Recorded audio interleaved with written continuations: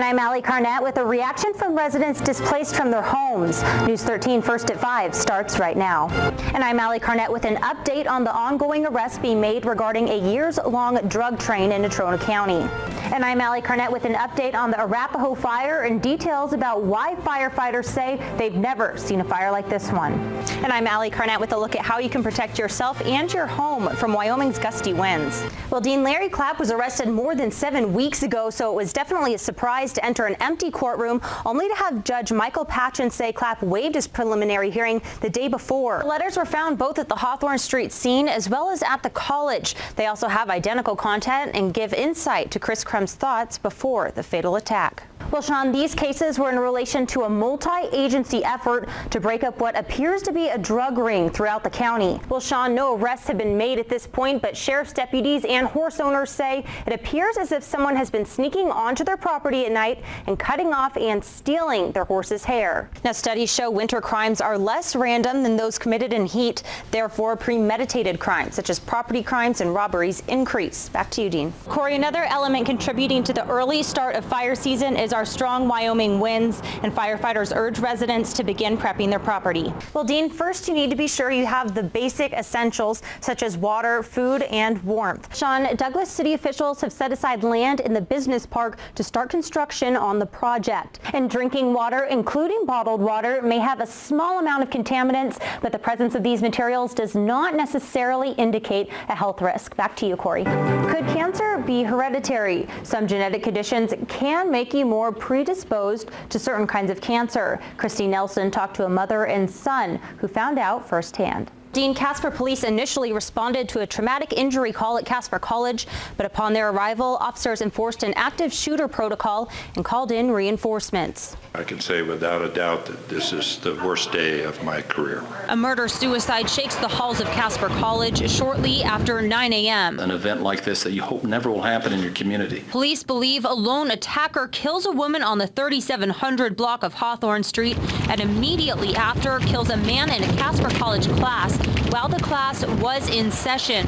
He then turns the weapon on himself. We are an institution about people, our faculty, our staff, our students, and this hurts. Police say the attacker was not a student at the college, and all three killed did have a known relation. Our thoughts go out to the faculty, staff, and students. Police say no guns were used, but sharp-edged weapons were. All three were pronounced dead at the scene, a sight many will never forget, including police. They've had a horrific day themselves and had a chat with a number of them, and this will be a day that they'll unfortunately long remember. Police reviewed their call history and say there were no warning signs or red flags. And it's a troubling day. This is a day you hope never comes into your community, and we've practiced for these types of drills, but no one is ever ready for this to actually hit home. Chief Walsh says while this tragedy makes a permanent impact on the community, at this point in the investigation, there is no threat to the public.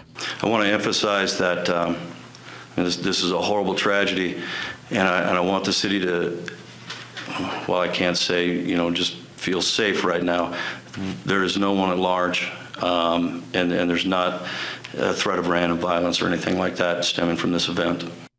Now, counseling services are available for those students affected by the sites in the Gateway building. Definitely a tragic day today, Dean. Back to you. No, I've never seen anything like this here. The aftermath.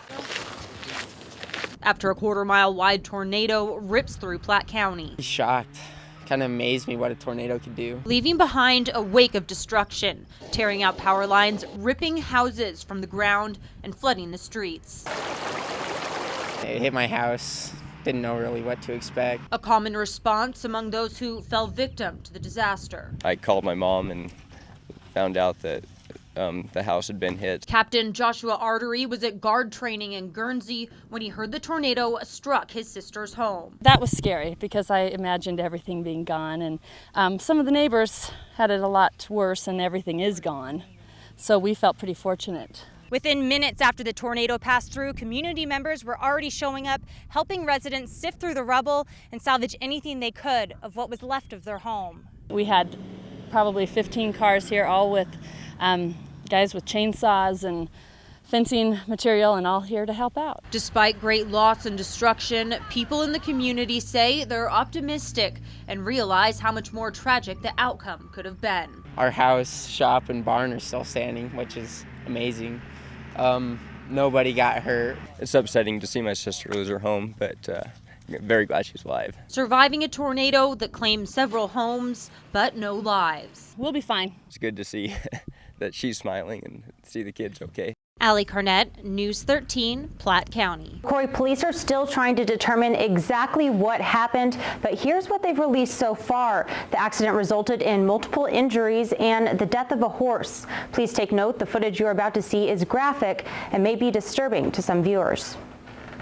What we know is that a vehicle, an SUV, rear-ended a horse-drawn wagon. Tragedy strikes in Casper shortly after the Central Wyoming Fair and Rodeo Parade when a horse-drawn wagon traveling north on Yellowstone gets hit by an SUV shortly after 12 o'clock. Created injuries to the drivers and passengers of the wagon, also both the horses that were involved. One horse was euthanized on scene and the other is receiving treatment from a vet. One bystander says the horse killed in the crash was named Sugar and has been in the parade for several years. That same bystander also says Bill and Pat Hoover, who were on the wagon, were taken to the hospital. However, these names have not been confirmed through official channels. Right now, I can tell you that 2 were taken as in critical condition. Casper Police Chief Chris Walsh says the driver of the SUV was also admitted into the hospital and treated for minor injuries. But she went on her own accord. He is unsure if any other passengers did the same.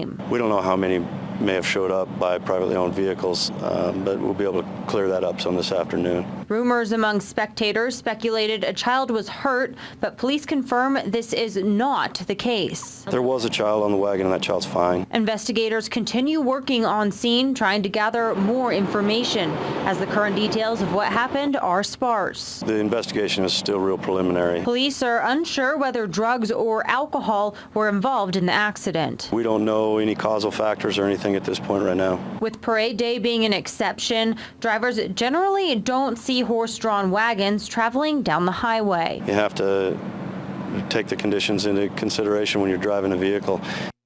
Well, stalking occurs more than many people tend to think. Despite the enactment of anti-stalking laws in the state, relatively few stalkers are reported, cited, or arrested, and even fewer are prosecuted. I was terrified that I was going to be severely injured or possibly killed. Stalking. It's a big problem. It's predator versus prey. It's one of the most terrifying things that an individual can experience. How does it feel to know you're always being watched? My fear and my anger and my anxiety and what do I do? When saying no not only doesn't work, but makes the situation worse and even more dangerous. And that rejection creates an increase in the stalking. Stalkers usually aren't strangers to the victim, but rather an obsessed friend or ex-boyfriend or ex-husband, someone the victim may have once trusted and loved. It has nothing to do with a loving, caring relationship between 2 individual people. It ultimately comes down to pure power and control. One individual wants complete power and control over another individual. This obsession and compulsion, coupled with harassment and a false sense of reality, makes the stalker significantly more dangerous than many domestic criminals. The stalker is much more lethal because of the fact that the stalker will tend to just disregard all sorts of social norms.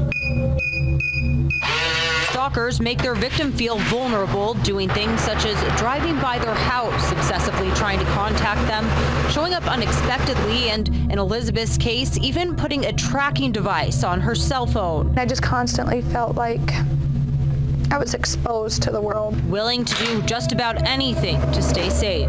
I couldn't go anywhere by myself, and I'm a grown woman. The cycle continues as, trapped in their delusion, the stalker sees no problem with their actions and often blames the victim or the law. The pathology of stalking allows the individual to tell themselves this behavior is okay, that it's just that the legal system really doesn't understand that I'm in love with this person. Anti-stalking laws give police and prosecutors the tools they need to arrest and charge stalkers, but victims of stalking have an important role to play in making these laws work. Back to you, Lydia. Well, Lydia, this same survey shows the risk of stalking victimization is greatest for those who are divorced or separated, at 34 out of every 1,000 women.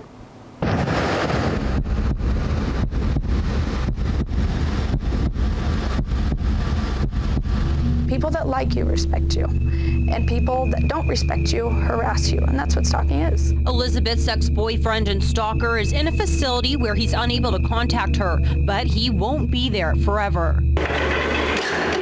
Do I worry that he'll make contact with me? Yeah, I do. But getting a stalker behind bars is difficult, as many cases are never prosecuted due to lack of proof. The big thing is it's hard to prove, and most of these cases don't have physical evidence. Until initial steps have been made, oftentimes the stalker's actions are not illegal. An individual who stalks somebody will definitely use that behavior, knowing that it's not against the law, to stalk a person with. Continually pushing the limit. They're very good at walking up to that line of illegal behavior and using it to stalk the person. Sometimes the stalking escalates to the point where that line no longer matters. A lot of times they won't care that they're caught. The most important thing for stalking victims to do is document any and all interaction with the stalker. This way, prosecutors can prove the allegations. We want to make sure that we've got charges that can stick. This also allows the court to issue a stalking order. Really what we call them is arrest orders, because what that does is it allows law enforcement to come in and make an arrest just on a violation of these orders. The emotional distress sometimes deters victims from obtaining an order. Individuals who have been stalked will actually blame themselves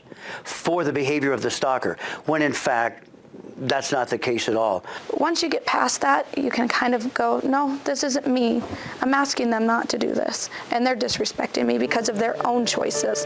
This is not my choice to go through this. This is their choice, not mine. And now Elizabeth can live. I kept myself safe. I kept my kids safe, and my family still has me.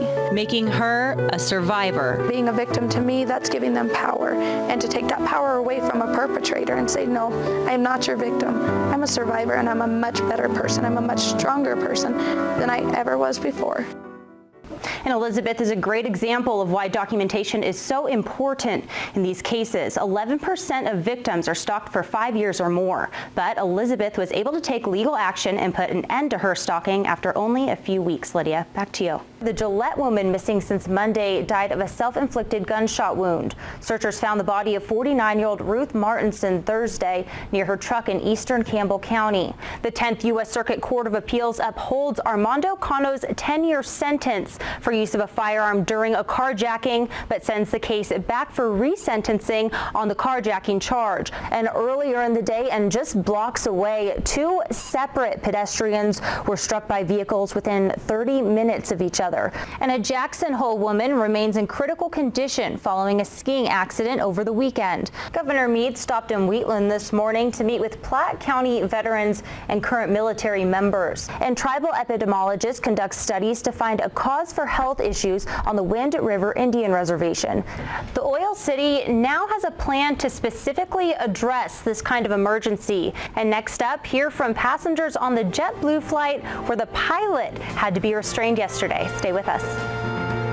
For some, it could be more than a concern. It's a reality. See why in today's Healthline 13. And Cheyenne residents take advantage of a new outpatient imaging center operated by the Cheyenne Regional Medical Center. And for veterans looking for a white-collar job in Casper, it may not be so easy. And nearly everyone has seen the apply online ads, but it doesn't stop there. You may not even have to leave your house until your first day of work. And using a credit card may be a convenience when you don't have cash, but it's important to be aware of authorization holds. And a man riding his bike from Montana to our nation's capital makes a stop in Casper. News 13 caught up with the cyclist and spoke with him about the motivation behind his ride. And a world record has been broken right here in Casper, who witnesses say was ranting wildly and struggling to get back into the cockpit after being locked out by his co-pilot. Jay Gray has